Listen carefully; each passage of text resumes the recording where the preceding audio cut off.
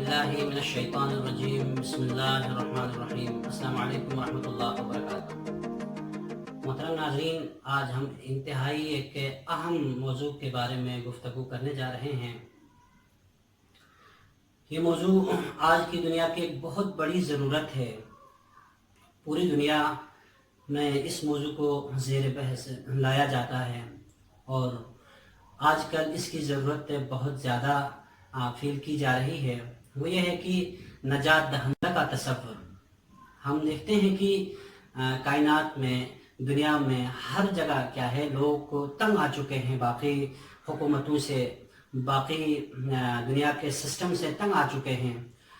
تو آیا اسلام میں کوئی ایسا تصور موجود ہے؟ آیا اسلام میں کوئی آئیڈیالوجی موجود ہے جو یہ بتائیں کہ ہمیں کہ اس دنیا میں واقعاً جو بتایا جائے وہ کر کے دکھائیں؟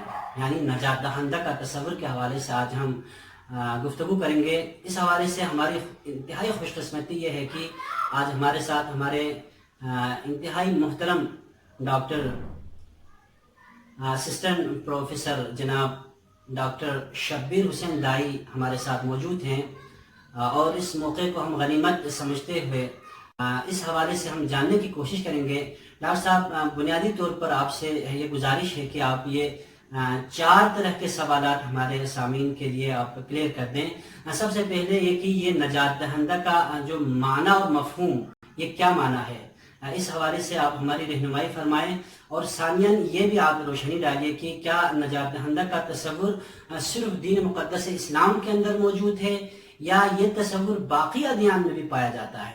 اور اس طرح سے تیسری بات آپ یہ بھی آپ سے گزارش ہے کہ آپ اس میں بھی روشنی ڈالیں کہ اسلام میں نجات دہندہ کا تصور کیا ہے، اس کا عمومی خاکہ کیا ہے؟ اس حوالے سے بھی آپ ہمیں مطلع فرمائیں، آپ ہمارے سامعین کو اس حوالے سے بھی آپ کچھ رہنمائی فرمائیں گے۔ اور چوتھی بات یہ کہ آپ سے گزارش ہے کہ باقی کیا ہے مشہور ادیان میں جو نجات دہندہ کا تصور ہے تو ان کی تعلیمات ہمیں کیا بتاتی ہیں، ان کی تعلیمات کے مطابق نجات دہندے کو کیسے پیش کیا جاتا ہے؟ اس حوالے سے ہم جانیں گے۔ انتہائی ہمارے قابل احترام ڈاکٹر اسسٹنٹ پروفیسر جناب ڈاکٹر شبیر دائی سے گزارش کروں گا کہ آپ ان تمام سوالات کے بہتر انداز میں انشاءاللہ جواب دے دیں گے۔ آپ کا بہت شکریہ۔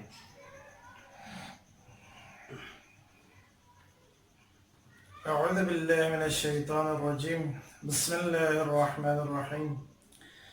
سب سے پہلے تو میں آپ کا انتہائی مشکور ہوں کہ آپ نے یہ موقع مجھے بخشا اور یوٹیوب چینل کے تھرو ہمارے ناظرین کو یہ نہایت اہم ٹاپک کے حوالے سے گفتگو کا موقع بخشا۔ ثانیاً، معصوم علیہ السلام کی ایک حدیث سے میں شروع کرنا چاہوں گا کہ آپ فرماتے ہیں کہ العالم بزمانہ لا تحجم علیہ اللوابس، یعنی جو بندہ اپنے زمانے سے آشنا ہوگا، اپنے دور کو جانتا ہوگا، اس کی لوازمات، اس کی ریکوائرمنٹس کو جانے گا، اس پر مشکلات کم آئیں گی اور اس پر مصائب کے پہاڑ کم ٹوٹیں گے۔ اب ہم دیکھتے ہیں پوری دنیا میں یہ جو کرونا وائرس پھیلا ہوا ہے، لوگوں میں خوف و ہراس ہے، بے روزگاری ہے، غربت ہے، افلاس ہے، فساد ہے، قتل و غارت گری ہے، ڈکیتی ہے، اور مختلف مسائل کی وجہ سے انسان تنگ آ چکے ہیں۔ اب اس صورتحال میں ہر کوئی چاہتا ہے کہ یہ صورت بہتر ہو، ہم سکون کی زندگی گزاریں، امن و صلح ہو، ہر کسی کو ان کے رائٹس ملیں، ان کے حقوق ملیں۔ اس حوالے سے یہ جو کانسیپٹ ہے نجات دہندہ کا، یہ بہت ہی امپورٹنٹ ٹاپک ہے، اور اس کے حوالے سے سب سے پہلے تو میں اس کی مختصر سی وضاحت معنی و مفہوم کی کروں گا۔ نجات دہندہ یعنی کیا؟ اس کے لفظ سے ہی واضح ہے، نجات دہندہ مطلب وہ بندہ، وہ ہستی یا ایسی لیڈرشپ جو ان تمام دکھوں کی، جو ان تمام دردوں کی مداوا کریں اور ان کی دوا ملے، یعنی بے روزگاری ختم ہو، خوف و افلاس، غربت، یہ ساری چیزیں ختم ہو اور لوگ سکون اور امن کی زندگی بسر کریں۔ یہ مفہوم ہے نجات دہندہ کا کہ ایسی لیڈرشپ یا کوئی ایسی حکومت آ جائے جو ان تمام معاملات کو بہتر اور خوش اسلوبی کے ذریعے حل کرے۔ دوسری بات جو برادر محترم نے کی یا دوسرا سوال وہ یہ تھا کہ کیا نجات دہندہ کا تصور صرف اسلام میں ہے یا باقی ادیان میں بھی ہے؟ تو اس کے حوالے سے کوئی 3 4 بلکہ 5 ادیان کو میں نے یہاں پہ ڈسکس کرنا ہے۔ یہ صرف جو ہے اسلام کا تصور نہیں ہے بلکہ ہر مشہور دین میں جو ہے نجات دہندہ کا تصور ہے۔ اس میں سر فہرست جو ہے عیسائیت ہے، یہودیت ہے، زرتشت ہے، بدھ مت ہے اور بہائیت۔ کسی نہ کسی حوالے سے اگرچہ ان کے نام مختلف ہیں، ان کی جو ہے نا خصوصیات تقریباً وہ ملتی جلتی ہیں، نام جو ہے وہ مختلف ہے۔ تو سب سے پہلے میں آتا ہوں کہ اسلام میں نجات دہندہ کا تصور کیا ہے۔ اسلام میں سب سے بیسک جو سورس ہے وہ قرآن کریم ہے، اور بہت ہی اتھینٹک اور ویلڈ سورس ہے جس کے حوالے سے کوئی دوسری رائے نہیں ہے۔ اللہ پاک اپنی لا ریب کتاب میں فرماتا ہے ذالک الکتاب لا ریب فیہ، یہ ایسی کتاب ہے جس میں کوئی شک و شبہ کی گنجائش نہیں ہے۔ تو اس میں ہے تو بہت ساری آیات، لیکن نمونے کے طور پہ میں صرف 2 آیات کا حوالہ دوں گا۔ سب سے پہلی آیت ہے سورۃ الانبیاء کی آیت نمبر 105۔ اس میں اللہ پاک فرماتا ہے وَلَقَدْ كَتَبْنَا فِي الزَّبُورِ مِن بَعْدِ الذِّكْرِ أَنَّ الْأَرْضَ يَرِثُهَا عِبَادِيَ الصَّالِحُونَ، ہم نے ذکر کے بعد زبور میں یہ بات لکھ دی ہے کہ روئے زمین کو ہم ایسے لوگوں کے حوالے کریں گے، وہ لوگ ان روئے زمین کی خلافت کا، حکومت کا اور اس کی جو ہے نا لیڈرشپ کا وہ مستحق ہوں گے جو صالح ہوں گے۔ اب یہاں پر امپورٹنٹ 2-3 پوائنٹس ہیں۔ سب سے پہلے تو یہ بات ہے کہ من بعد الذکر، ذکر کے بعد، دوسری بات زبور میں، اور تیسری بات عبادی الصالحون۔ مختصر سی ایک لائن میں ان کی میں ذرا ان کو ٹچ دیتا چلوں تو ذکر سے مراد قرآن کریم کی مختلف آیات میں خود قرآن کو ذکر کہا گیا ہے۔ ایک آیت ہے اِنَّا نَحْنُ نَزَّلْنَا الذِّكْرَ وَإِنَّا لَهُ لَحَافِظُونَ، ہم نے ہی اس ذکر یعنی قرآن کو نازل کیا ہے اور ہم ہی جو ہے اس کی حفاظت کریں گے۔ اب من بعد ذکر یعنی یقیناً قرآن میں پہلے موجود ہے، اور اس کے بعد ہم نے یہ بات زبور میں لکھ دی ہے کہ روئے زمین میں لیڈرشپ یا حکومت ان لوگوں کو ملے گی جو صالح ہوں گے۔ صالح کا مطلب یہ ہے کہ ان کی ہر بات، ان کے ہر کام کا جو غایت ہے ان کی یا اس کا جو منتہا ہے وہ صرف اور صرف اللہ کی خوشنودی ہوگی، نہ کوئی ذاتی جو ہے تعریف، تمجید، توصیف کے وہ خواہشگار ہوں گے، نہ ہی کسی جو ہے کرائیٹیریا یا انہیں جو ہے کوئی چیز چاہیے ہوگی لوگوں کی ویلکم۔ تو وہ جو ہے صرف اور صرف اللہ کی خوشنودی کے لیے کام کریں گے، اور جب اللہ کی خوشنودی کے لیے کام کریں گے اس میں خلوص شامل ہوگا تو ساری چیزیں انشاءاللہ اللہ کی مدد سے وہ ٹھیک ہوتی جائیں گی۔ تو یہ جو ہے نا ایک اہم بات ہے۔ دوسری بات سورہ ہود کی آیت نمبر 76 میں اللہ تعالیٰ فرماتا ہے بقیت اللہ خیر لکم ان کنتم مؤمنین، اللہ کی باقی رکھی ہوئی جو ہستی ہے وہ تمہارے لیے سب سے بہتر ہے اگر تم مومن ہو۔ یہاں پہ بھی بقیت اللہ کی تھوڑی سی وضاحت درکار ہے، اور ان کنتم مؤمنین اگر تم مومن ہو۔ تو مکتب تشیع کی جو روایات ہیں متواترہ اس کے مطابق بقیت اللہ سے مراد حضرت صاحب العصر والزمان عجل اللہ تعالی فرجہ الشریف کی ذات ہے، کہ وہی آخری نجات دہندہ ہوں گے۔ وہی جب ہم ان کی زیارت پڑھتے ہیں تو اس میں حضرت آدم سے لے کے خاتم النبیین تک کی بات ہوتی ہے کہ السلام علیکہ یا وارث آدم صفوت اللہ، یہ حضرت امام حسین علیہ السلام کی زیارت میں بھی ہے اور صاحب الزمان علیہ السلام کی زیارت میں بھی۔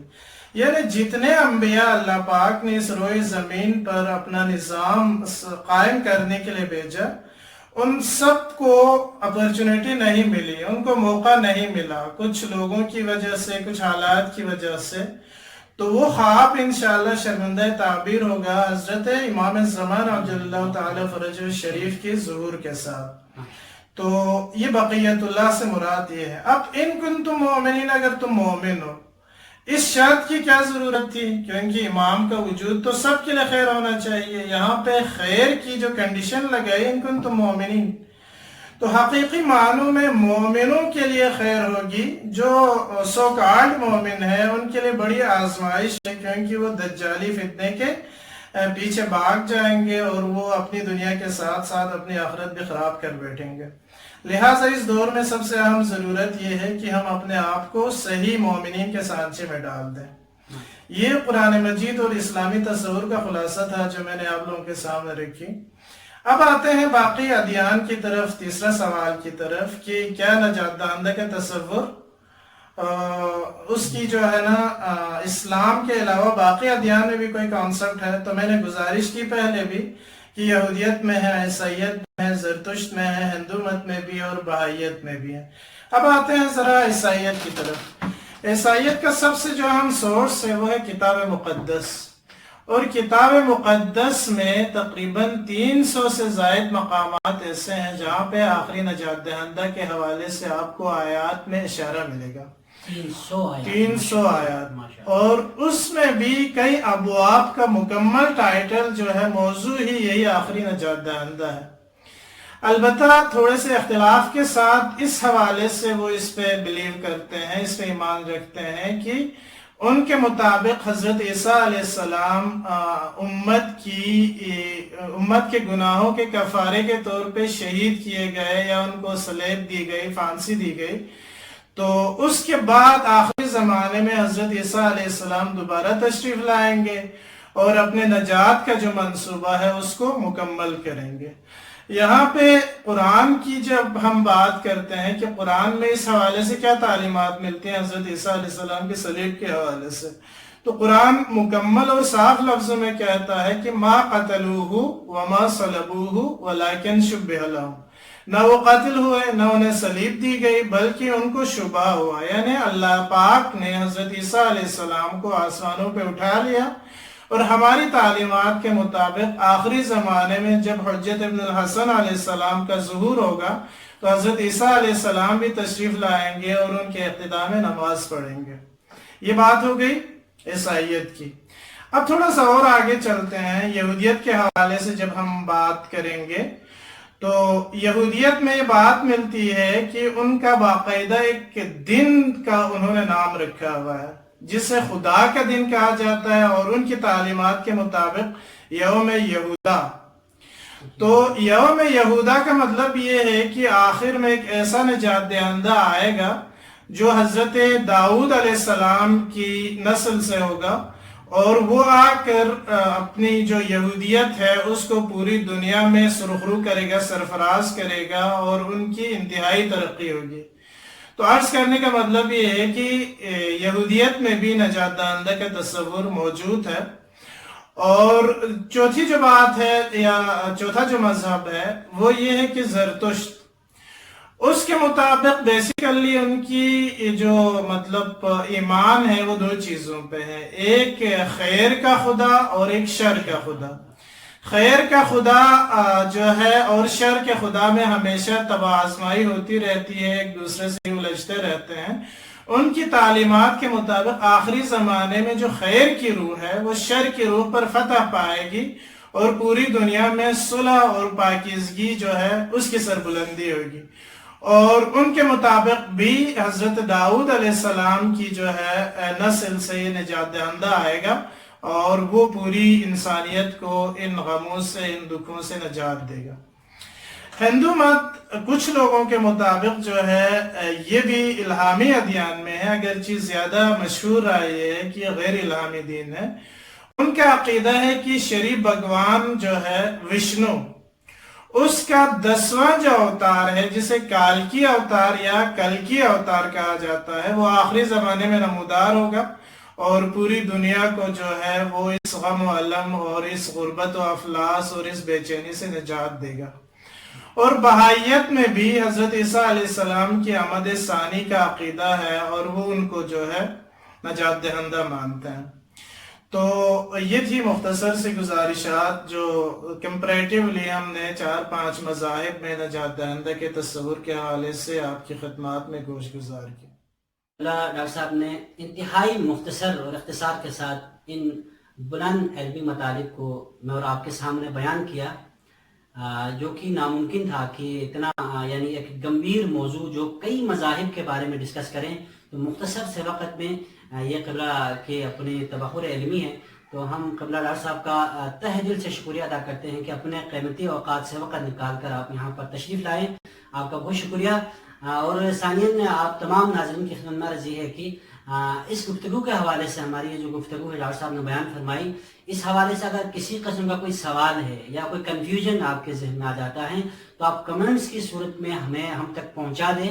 ہم کوشش کریں گے کہ اگلی نشست میں ان آپ کے بتائے ہوئے آپ کے کیے ہوئے تمام سوالات کے جوابات پر مشتمل کیا ہے ہماری ویڈیو ریکارڈ ہو۔ تو آپ سب کا تہ دل سے شکریہ ادا کرتا ہوں کہ آپ نے ہماری ویڈیو کو دیکھا اور سنا۔ اور آخر میں ایک چھوٹی سی گزارش ہے آپ سے یہی ہے کہ آپ اس طرح کے انفارمیٹیو ویڈیوز دیکھنے کے لیے، معلومات حاصل کرنے کے لیے ہمارے YouTube channel human values builder academy کو لائک کیجیے گا اور سبسکرائب کیجیے گا۔ آپ سب کا بہت بہت شکریہ۔